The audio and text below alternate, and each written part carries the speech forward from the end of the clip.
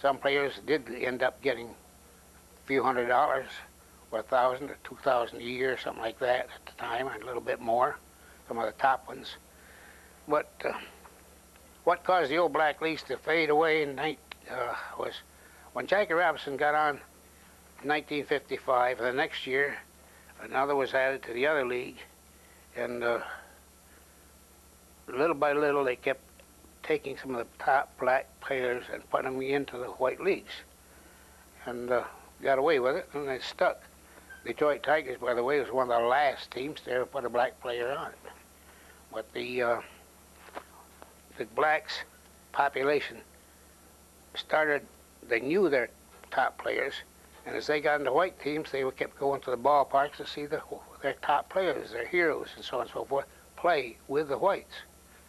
Well, as they left watching the old black teams, little by little, more and more blacks got in.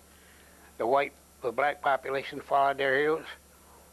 The black leagues, which a lot of times didn't have any money back them to speak of anyhow, no real support, money-wise, financially, they just had to fold little by little as their top players go. They didn't go to watch the mediocre players or the lower-ranked players in the black teams. They followed their big stars into the white leagues, and they folded little by little, team after team. One of the last teams to fold was the Detroit Stars, but by then, Detroit Stars had lost some of their top players. They had joined with a guy from New Orleans who had a black team down there. They joined together. They called them the Detroit New Orleans Star, just to try to have enough money between them to keep it going. But eventually, they just had to give up in I think the last part of 1955, 56. The Black League just folded because of lack of support, lack of financial support, particularly to draw in all their good players were going over. Well, that's the way they really, little by little, folded. But there's a long history of blacks traveling all around the country, Cuba, around the world. Some of them played. That was one thing that made it hard to tell who played what team, to specifically say that this guy played on this black team at such and such a time. There wasn't much money, as I said, but the good players they'd be offered someplace in Cuba or Mexico to play on the team. They'd jump. If they were playing for the Detroit Stars and some other team someplace around the country offered another $500 a year or something like that to play for them, they'd jump. There were just word-of-mouth contracts sometimes, and if they did jump, who's going to take it to court? They weren't paying attention to blacks anyhow. So what could they do to the guy? He just jumped from one team to another. Some guys actually played on, 10, 12 teams. So who played what and what team? Hard to pick up that, because there were only a few newspapers around the country that carried them. The old Pittsburgh Courier from Detroit, the Chicago Independent, New Orleans Picayune, a few newspapers around the country that actually carried what went on in the black leagues, who was playing who, and give scores and that sort of thing. And I picked up a few of those here and there, games that were played when the first supposedly championship game was played among the blacks, and among the whites for that matter. I got some information on that. But that's the thing of it. And as far as baseball is concerned, people have a notion that Abner Doubleday started baseball. Abner Doubleday did not start baseball. There's all kinds of information out there, if you check into it, that shows that he didn't. He did set up some different rules, for baseball. And that's it. But baseball was mentioned way back in the 1700s, 1800s, as baseball, spelled as baseball. Even women, a couple of instances I know of that I got record of, that girls chastised for wanting to play baseball instead of studying the way she should. So baseball goes back a long way.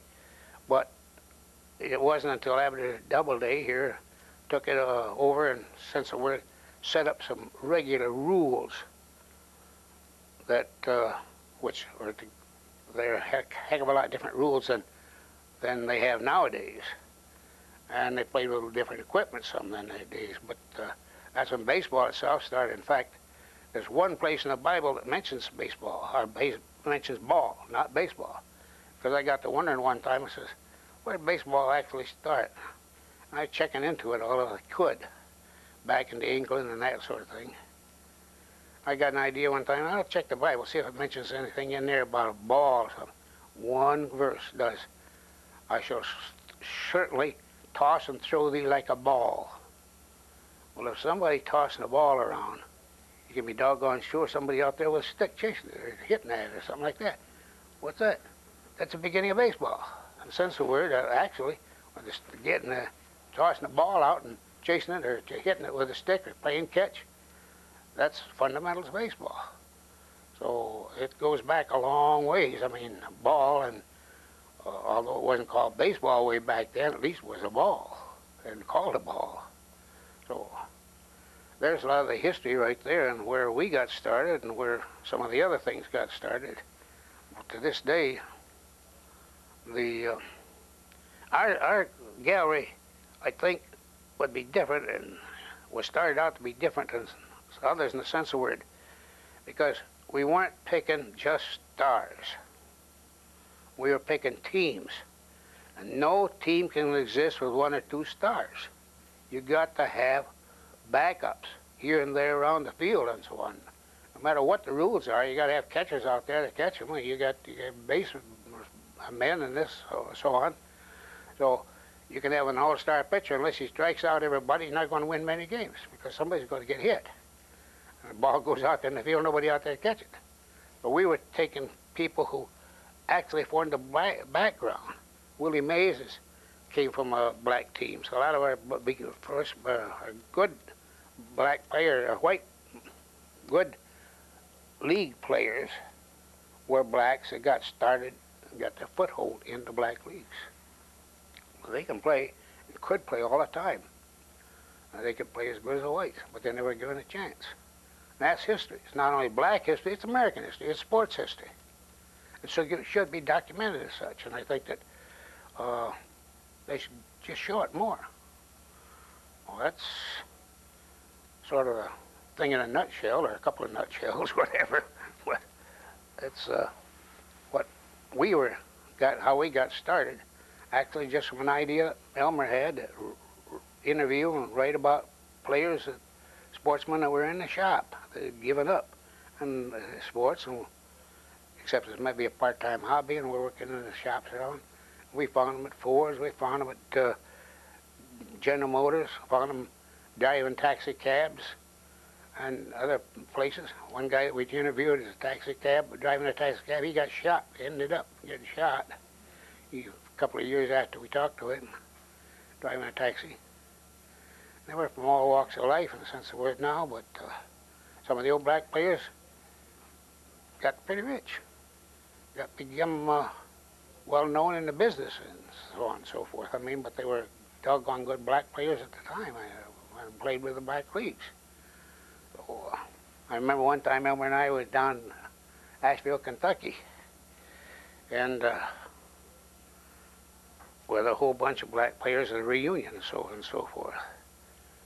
And we got a good reception. We had talked to a lot of them down there. So they were all interested, and in fact, Emma can tell you one of their top black players at the time told us, "Don't let the dream die." And we were, keep it going. I knew what we were trying to do and what we're doing, and they gave us their backing. But it's funny to me, and I don't understand it. Black players today, not only in baseball, but basketball, football, name it.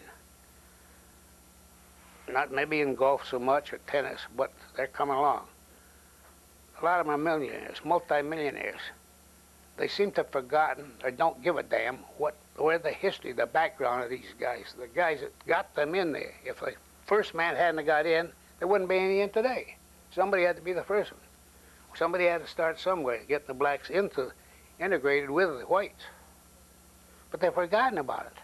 They don't give a darn. Talk to them, they don't even know the history. They honestly don't know what some of this background is. To support us, why? Why should they do it? They got more money than they know what to do with, a lot of them. They don't give any support to speak of. They should, because it's part of history. It's part of their history, part of American history, as I say, part of black history. And it should be shown. I don't know whether anybody will ever do anything about it to help out along the way, but they should. So that's, if you have any questions or anything you want to ask, boy, give them out, hand them out. You covered it. And so you're Art Finney. And I am Art Finney. And as I say, it was an idea. Didn't involve a museum at first at all. You know, Elmer and I just get together. The idea is to write about them. We wrote about them. The more I got enthused about it and found out about it, I thought, hey, I didn't know all this myself, and I've been around quite a number of years. In fact, I interviewed a couple of black players when I was a part-time writer at the, or freelance writer at the Philadelphia Inquirer in Philadelphia. I lived out in the east.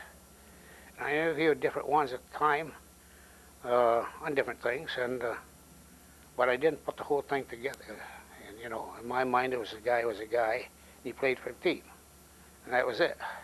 But I didn't put the thing together until I really got dug into right here in Detroit.